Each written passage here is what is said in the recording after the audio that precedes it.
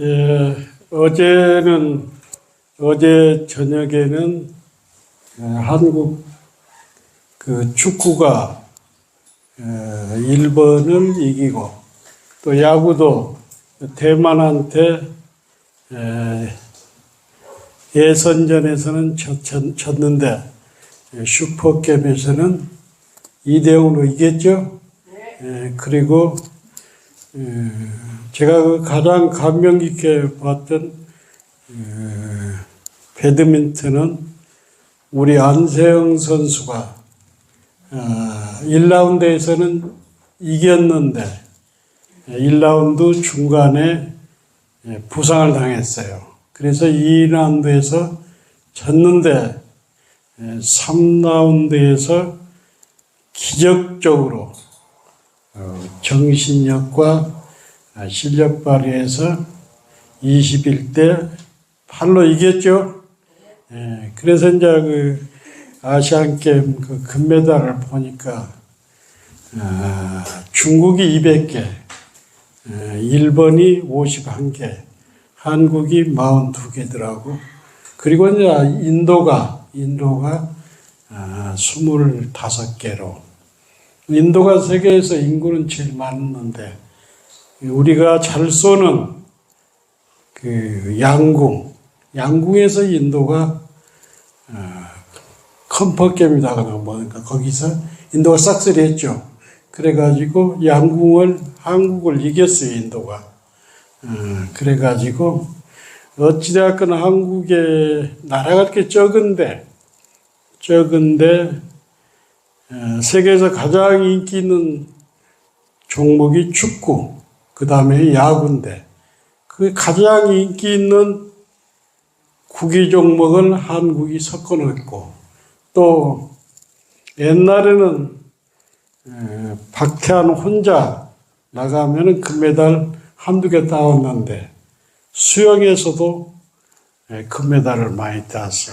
우리도 이제 여기 노보살님들도 수영장 다니지만 어렸을 때부터 수영장 다니지 않아.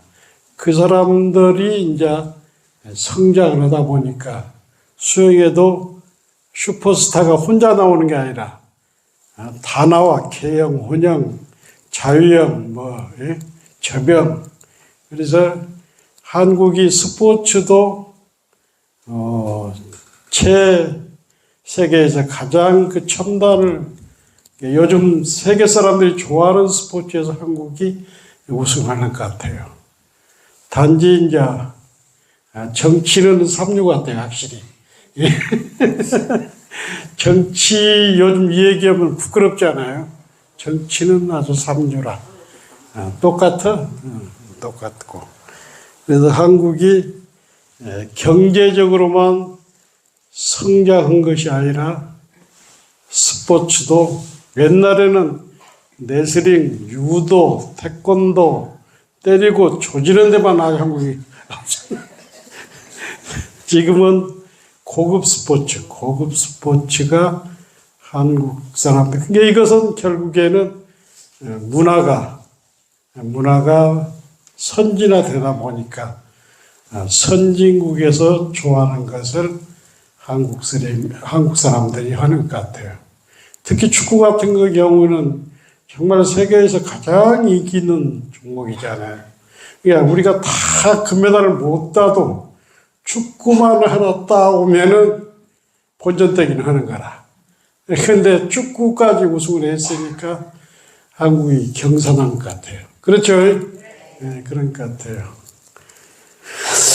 오늘은 여러분이 잘 아는 일타 스님은 그 가족이 41명이 출가를 했습니다.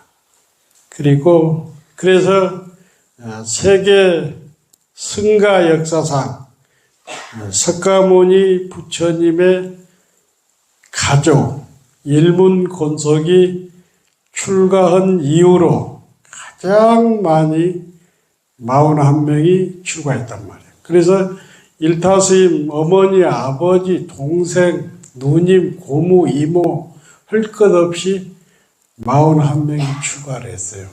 근데 이 출가하게 된 동기가 있어요. 일타 스님 예할머니의 어머니, 쉽게 말해서 증조 예할머니가 평등행보살이에요. 이 평등행보살.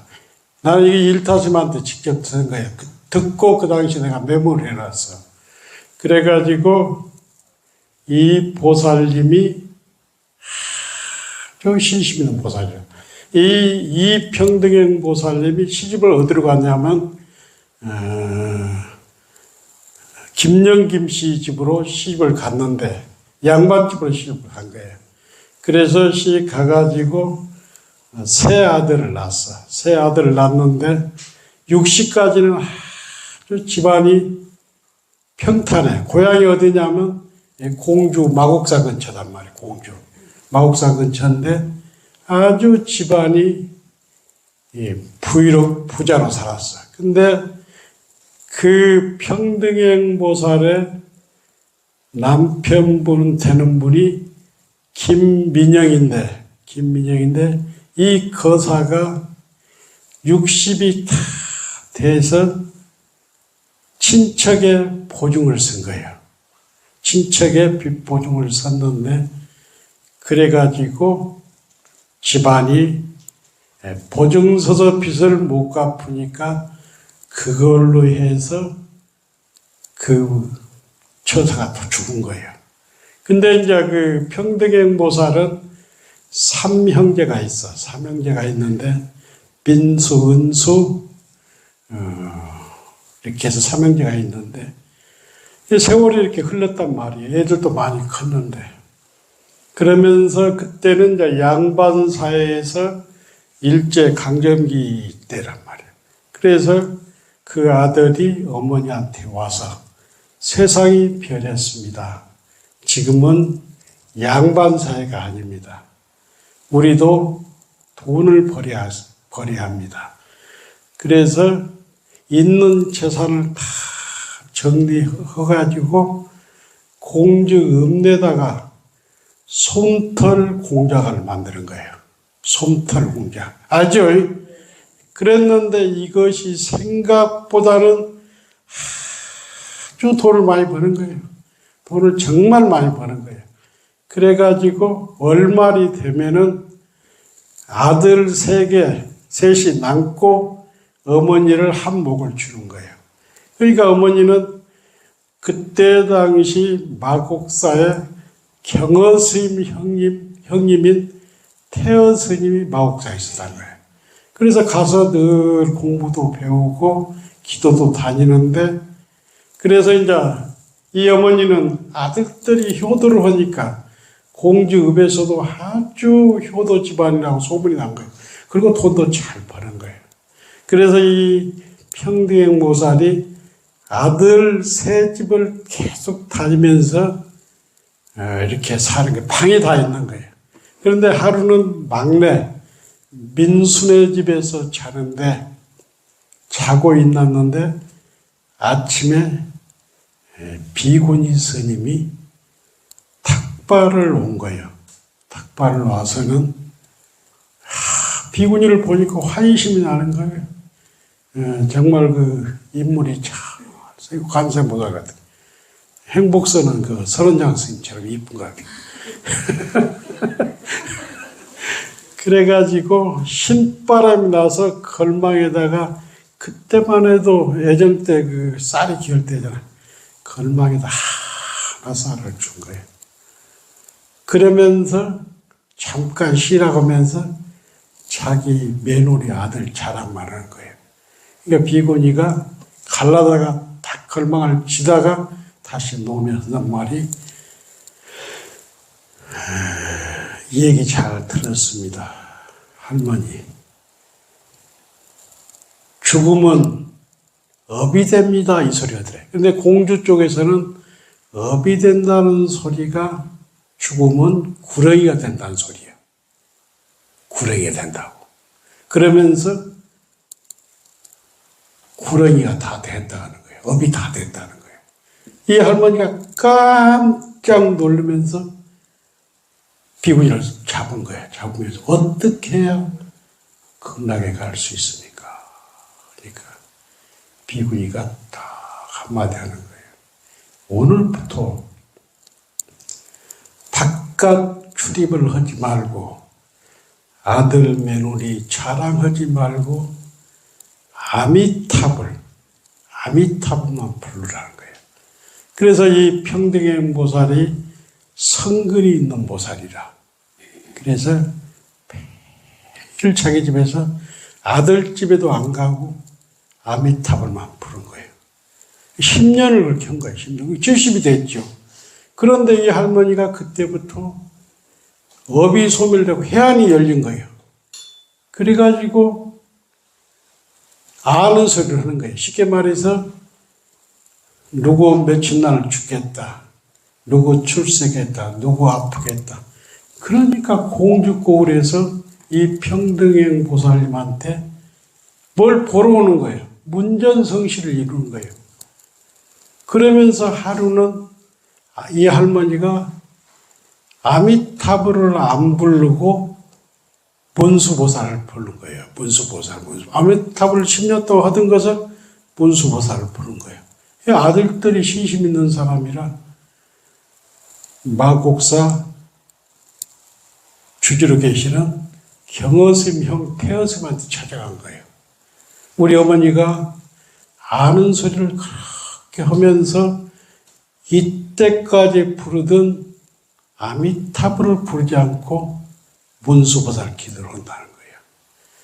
그러니까 태허스님이 도인이잖아요. 경허스님 형님. 옛날에 경허스님을 함께 천장하며 살았잖아요.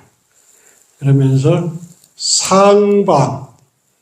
상방 대방각이라는 글씨를 써주면서 어머니 방에다가 딱 붙이고 그리고 어머니한테 삼배를 하고 오늘부터 다시 아미타불을 부르라는 거예요.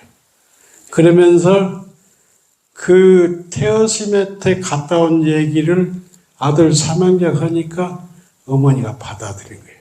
그날부터 대문을 딱 걸어 잠그고 다시 아미타불을 부른 거예요.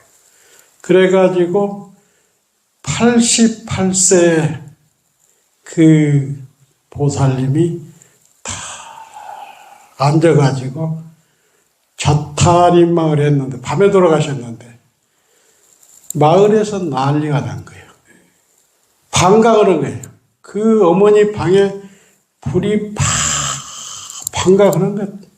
왜 동네 사람들이 불난 줄 알고 막 물통을 들고 오고 세숫자를 들고 오고 난리가. 일주일을 반각을 하는데 7일장을 했다. 7일장을. 그래서 그 절식으로 답의를 했는데 사리가 나왔다고 그래요. 사리가 나왔는데 이 공주의 이 평등의 보살 일가 친척이 직접 봤잖아요. 직접 반가를 보고 앉아서 돌아가시는 보고 사리가 나온 걸 봤잖아요. 그것에 감동해가지고 41명이 출발해서 일타스님은 통도사에 고경스님 앞으로 출가해가지고 대강백이죠. 그래서 해인사에 나중가서 큰 울사가 되고 일타스님 상자가 해국스님이고 해인스님이고 상자가 한 80명 되잖아요. 그래서 이 평등행 보살님의 열방과 방광과 그 다음에 공부에 감동이 돼가지고 그 집안이 석가모니 부처님 이래로 가장 많이 출가를 했다고 그래요. 그래서 이제 이것하고 비슷한 것이 우리가 이제 그 출가를 하면 스님들이 행자 때 배우는 것이 초발심 자격문하고 삼위윤리를 배웁니다. 그래서 강원에 가면은 2학년 때는 치문을 배우고 3학년 때는 사집을 배우는데, 사집이 뭐를 사집이냐면 선요, 절요, 도서, 선요, 도서, 절요, 서자, 이것을 사집이라고. 사교는 이제 4학년 때 배우고, 또 하엄경은 졸업할 때, 졸업반에 배우는데, 이 서장의 진국대 부인의 성불 얘기가 이 서장에 나옵니다. 나는 이 법문을 제가 많이 했어요. 그리고 이 서장에 나오는 진국대 부인이 묻자하두를 들어가지고 깨달은 것이 정확히 나옵니다. 이 진국대 부인은 송나라 수도 개봉에 살았어. 개봉에 살았는데 두 아들을 두었어. 두 아들을 두었는데 남편이 송나라에 고관이 있는데 일찍 죽어버린 거야. 그래서 30대 초반에 이 진국대 부인이 청산가부가 된 거예요. 그래서 아들이 둘이 있는데 불심으로 아들을 잘 키운 거예요. 덕언 독소. 그래서 큰아들은 자살하면 한국 같으면은 도지사를 했고, 작은 아들은 승상이라고 해서 요즘 같으면 국무총리, 영의정에 했어.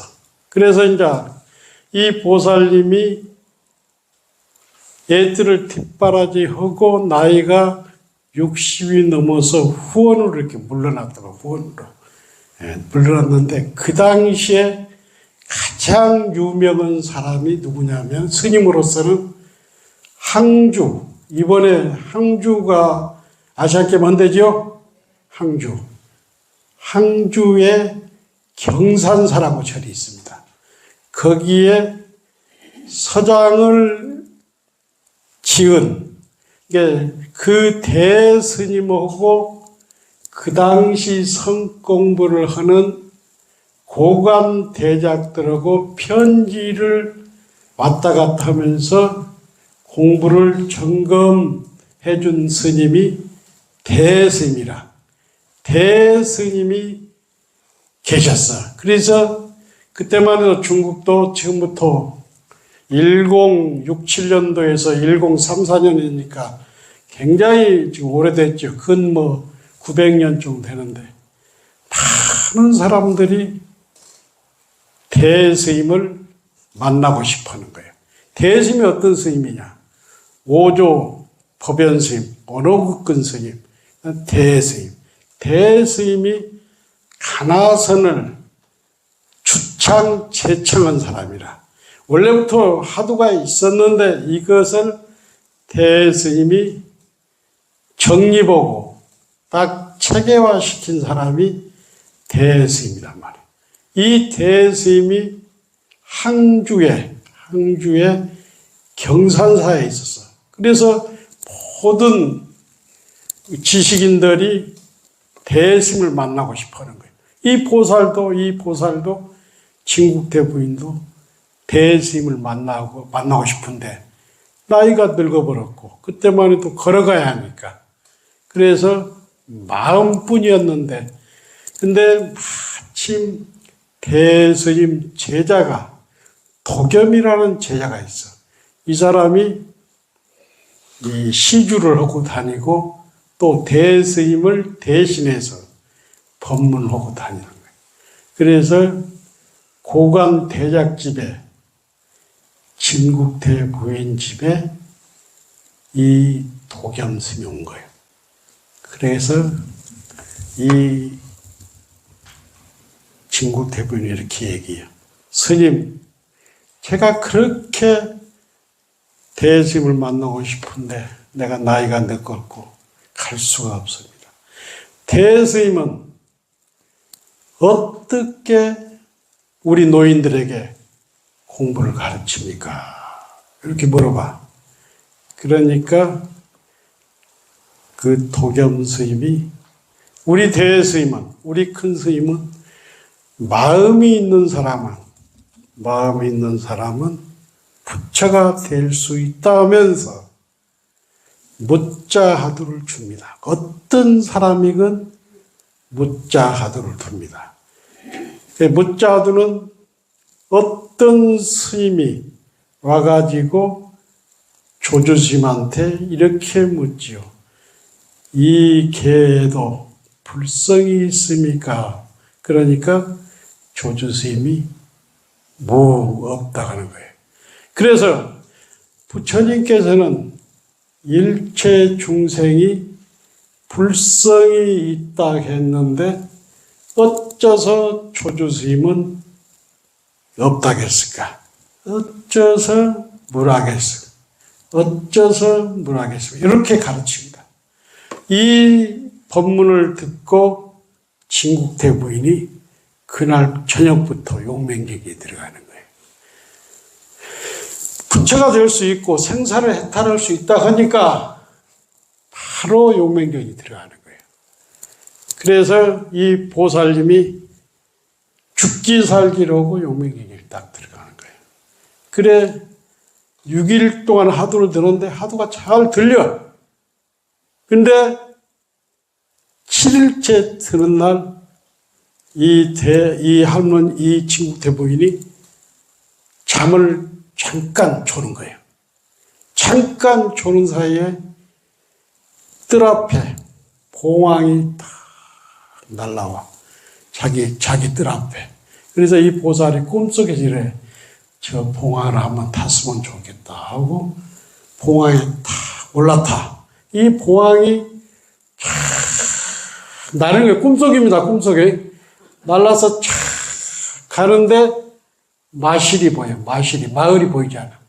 근데 사람들이 치고 받고 소리치고 싸우고 부부간에 싸우고 어떻게 하면 저기서 인간 사는 것을 꿈속에 느끼는 거예요. 꿈속에 느껴.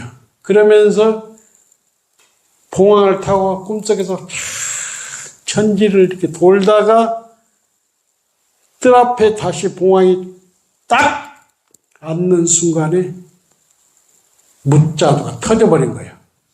하두를 딱 타파해버린 거예요.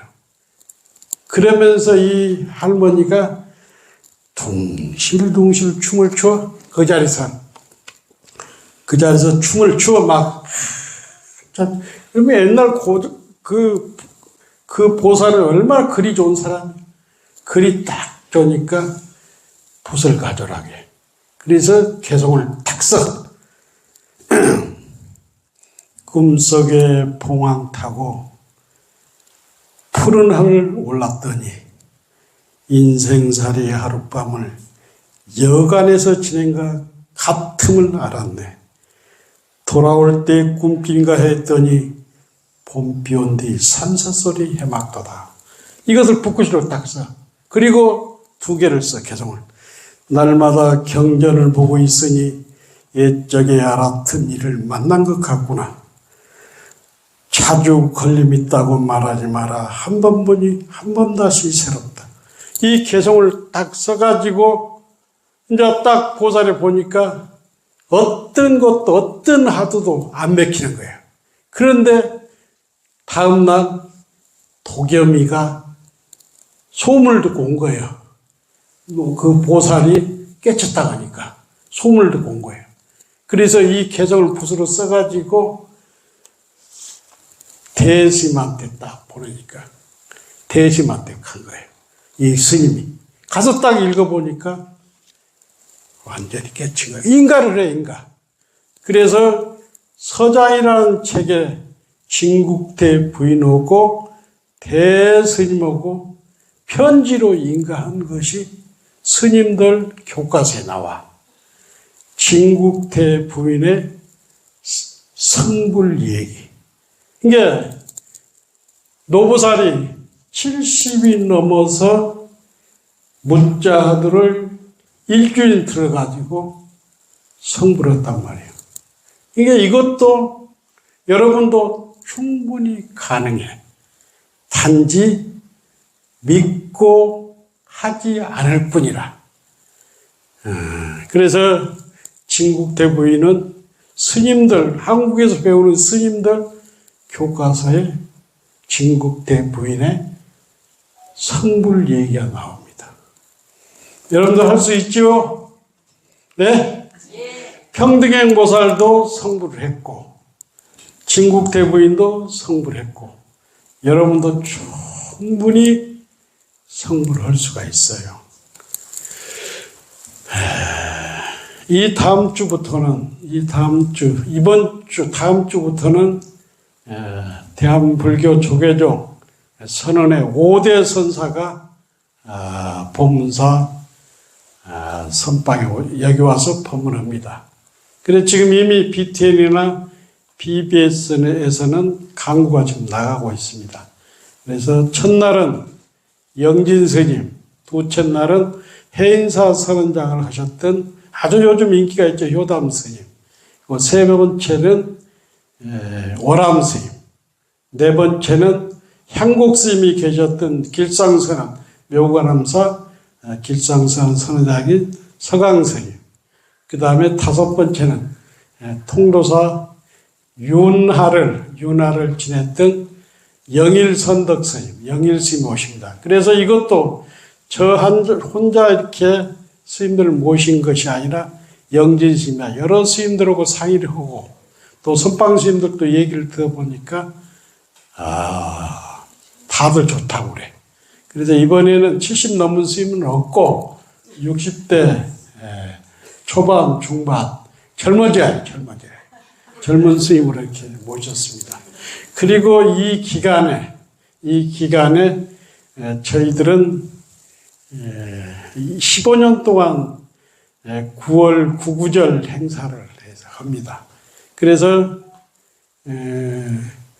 9월 9일은 쌍구잖아요. 쌍구. 1, 2, 3, 4 해서 9. 9가 쌍구니까 9가 둘이단 말이에요. 그래 양기운이 가장 좋은 날이고 1년 중에서 하늘이 가장 넓고 맑은 날이란 말이에요.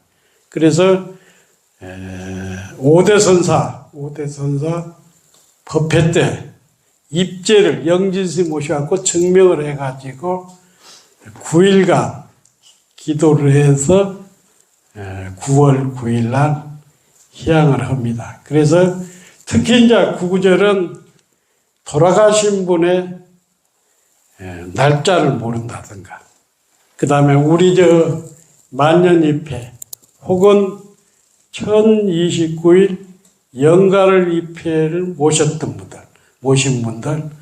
그래서 이제 이렇게 입회를 이제 지금 모셔놨는데 인연이 있고 관련 있는 모든 영가를 모실 수가 있어요. 모든 영가를 모실 수 있고 또 9일 동안 선방에서 지금 산철 정진하는 스님들이 함께 축원하고 기도해 주니까, 그래서 이 기도비는 보통은 누구나 10만 원이고 설파는 30만 원이고 특별 설파는 100만 원입니다.